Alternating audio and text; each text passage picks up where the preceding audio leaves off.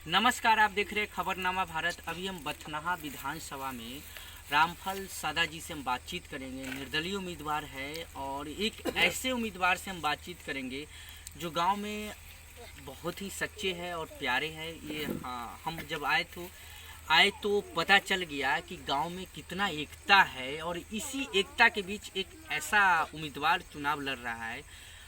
अब देखते हैं आगे हम बातचीत करके कि लोगों के बीच जा रहे हैं, क्या लोगों का प्रतिक्रिया है।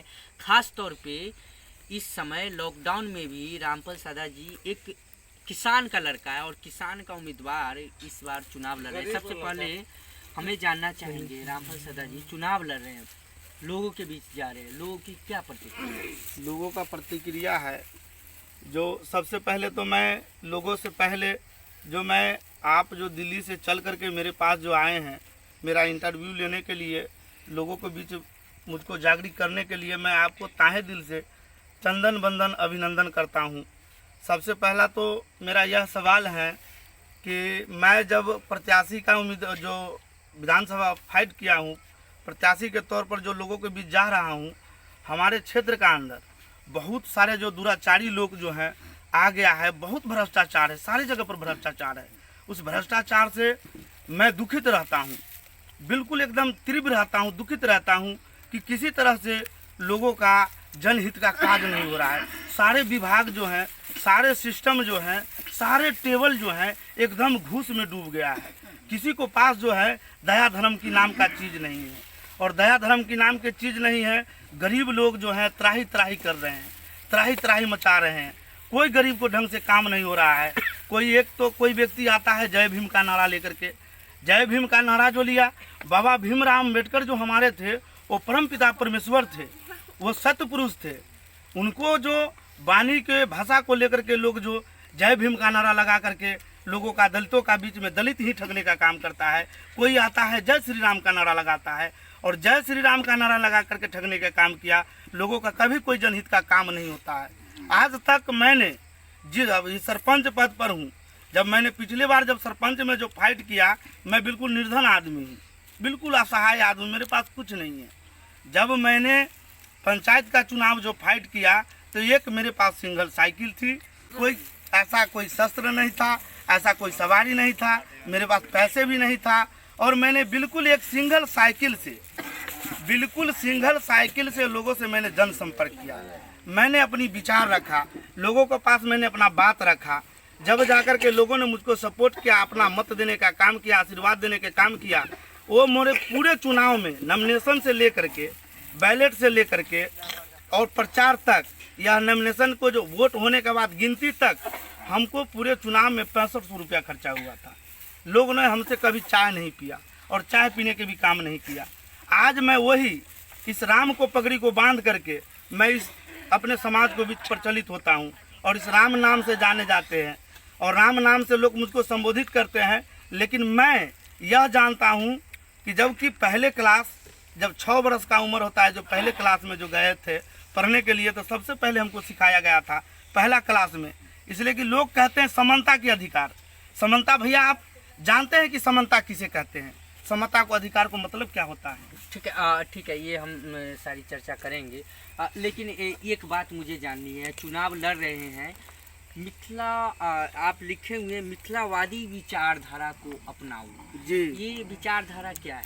ये मिथिला विचारधारा इसलिए है कि यह इस धरती पर स्वयं जानकी माँ की उत्पत्ति हुई है, और यह मिथिला राज हमारा जनक जी के राज थे। और राम राज जो है, आज राम राज के लोग बात कर रहे हैं। अब बहुत अच्छी प्रश्न आपने पूछा, यह मिथिला विचारवादी क्या है? मिथिला विचारवादी यह है, मिथिला का लोग जो संस्कृति, सभ्यता और संस्कृति सिखाती है। जो हमारे आज को नेता, आज का जो हमारे लोग हैं, उसमें सभ्यता संस्कृति की बात नहीं है, उनमें एक नाम नहीं है। ठीक है, सभ्यता संस्कृति की बात नहीं है हमारे यहाँ जो है।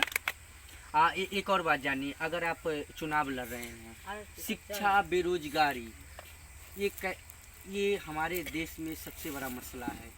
शिक्षा का अभाव कम है, बेरोजगारी दर पर दिन बढ़ती जा रही है। अगर आप यहाँ से जीत कर आती है तो कैसे काम करेंगे? सबसे पहले तो मैं यहाँ से, अगर यदि लोगों का मत और आशीर्वाद जो यदि मुझे मिला, अगर लोगों ने मुझको अगर चुन लिया, तो सबसे पहले हमारा धर्म बनता है कि यहाँ पर कोई उद्योग लगाने का काम करेंगे। जैसे कि हमारे शिक्षा के क्षेत्र में बात किया जाए, आज एक भी स्कूल नहीं है जो हमारे बच्चों को, गरीबों का बच्चा हो या चाहे किसी अमीर घराने का बच्चा हो, किसी को पढ़ने का सिस्टम नहीं है। आज हमारे सारे बच्चे रोड पर हैं। जबकि देख लिया जाए कि आज चुनाव का जो समय है, मैं भी चुनाव में हूँ, मैं अपनी भी बात करता हूँ, मैं भी चुनाव में हूँ, तो मैं तो बिल्कुल एक सिंगल आदमी जो मोटरसाइकिल चला करके मैं सफ़र करता हूँ। मेरे साथ तो कभी 10 आदमी 5 आदमी गया नहीं।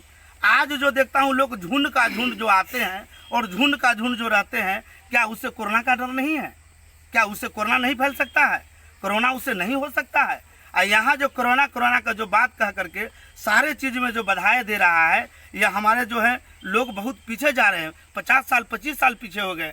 जो बच्चा अगर पढ़ाई छोड़ दिया, 6 महीना के लिए छोड़ देता है, उस बच्चा वह 2 साल 4 साल 5 साल पीछे हो जाता है। यह सब सारे जो सरकार का सिस्टम है, जो अपने मैन्युफेस्टो के लिए, अपने फायदे के लिए यह बिजनेस जो है, यह बिजनेस खड़ा करके रखे हैं। आज मान के चलिए जो क्षेत्र में अच्छे लोग हैं, अच्छे लोग के जगह नहीं मिलता है, अच्छे लोग को जगह नहीं मिल रहा है। यहाँ सिस्टम जो है लेन देन का बाजार है। अभी जितने जनप्रतिनिधि हैं, जितने जनप्रतिनिधि। अच्छा, एक और बात है रामफल जी, ये सारे मुद्दा पर आपने बहुत ही अच्छी तरीके से जवाब दिया, लेकिन एक और बात है कि महिला के ऊपर कोई बातचीत नहीं करना चाहता। आज के डेट में महिला सुरक्षित है। आज भी हम देखते हैं महिला घर से बाहर नहीं निकल सकती है, नौकरी नहीं कर सकती है, जॉब नहीं कर सकती है। ऐसा क्या है? लोगों का जो है, आप महिला का जो बारे में बात कर रहे हैं, हमारे मिथिला धाम जो आज मिथिला के विचारधारा को बात जो करते हैं, हमारे मिथिला नगरी में सबसे उत्तम हमारे नारी को दर्जा दिया गया है। हमारे यहाँ नारी उस समय में भी सुरक्षित थे, जो जब राम राज था, राजा जनक जी के राज थे, उस समय में बिल्कुल सुरक्षित थे। कभी किसी को साथ भेदभाव नहीं हुआ। राजा को काम होता है एक सर्वोच्च न्याय करना। आज कितने % राजा जो है किसी भी देश के बात करते, किसी भी राज्य को, हमारे देश के अंदर नहीं, पूरे विदेश में भी बात करता हूँ, पूरे विश्व में भी बात करता हूँ, कितने % राजा है जो सर्वोच्च न्याय करता है? आज एक भी राजा नहीं है। आज हमारे सृष्टि पर जो इतने जो उथल पथल जो मच रहा है, इतने सब कुछ जो हो रहा है, क्यों हो रहा है? एक द्वेष के कारण हो रहा है। सभी को अंदर मन में द्वेष भरा हुआ है, और उसी द्वेष को कारण जो है हमारा सृष्टि का आज उथल पथल हो रहा है।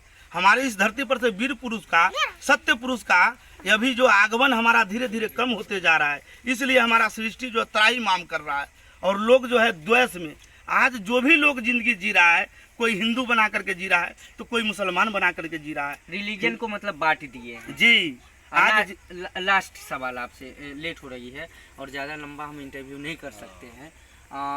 ये भी जानना है मुझे, अगर आप चुनाव जीत कर आते हैं तो इस विधानसभा में क्या काम होगा और क्या काम करने वाले हैं आप? सबसे पहले तो मैं, अगर इस बथनाहा का पावन नगरी, जगत जननी जानकी माँ की नगरी है, जो मिथिला की नगरी है, यदि यहाँ का जनता मुझे अपना मत और अपना आशीर्वाद जो देते हैं, तो सबसे पहले मैं जीतूंगा तो अपने तीनों प्रखंड में, मेरे विधानसभा का अंतर्गत 3 प्रखंड आता है। मेरे विधानसभा का अंतर्गत 3 प्रखंड है, एक मेजरगंज है, एक सोनबरसा है, एक बथनाहा प्रखंड है।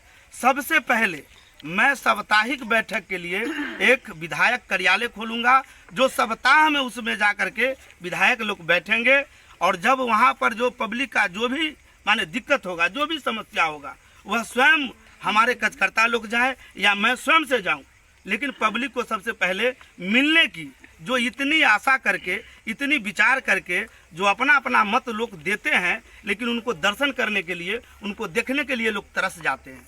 सबसे पहले तो मैं उसको मिटाऊंगा। और यदि यही चीज़ मेरा मिट जाता है तो जितने भ्रष्टाचारी हो रहा है, इंदिरा आवास में हो, जातीय आवासीय में हो, आय में हो या राशन कार्ड में हो, जितने सारे योजना जो सरकार को चल रही है, जो नोच बटोर होता है, वह बिल्कुल साफ हो जाएगा। यदि एक कहावत है, यदि राजा स्वच्छ हो जाएगा तो प्रजा भी स्वच्छ हो जाएगा। जो राजा ही स्वच्छ नहीं रहा तो प्रजा स्वच्छ क्या रहेगा? और मैंने जो इस धरती पर जन्म लिया तो एक फकीर बन के जन्म लिया है। ठीक है, और जाना भी मुझे फकीरे बन के है। इस धरती से कुछ नहीं मुझको लेना है, न कुछ लेकर के जाना है। फिर आशा द्वेष किस बात की है? ललसा फिर किस बात की है।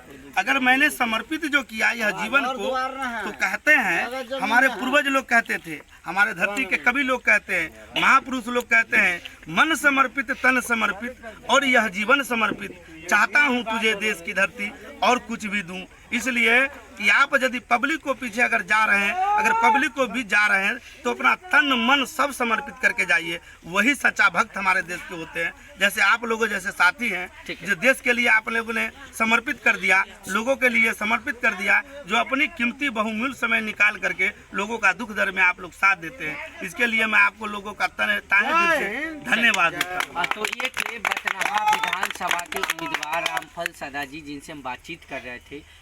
बहुत अच्छे प्रवक्ता है, दिखने से लगा, बहुत अच्छे वक्ता भी है बातचीत करने से। एक ऐसा कैंडिडेट जो समाज में सुधार के लिए उतरा है, गांव में हो या पंचायत में हो, जो भी हो, यहाँ की जनता इनके लिए तत्पर है। अब देखते हैं आगे क्या होता है। कैमरामैन रवि के साथ मैं राजीव।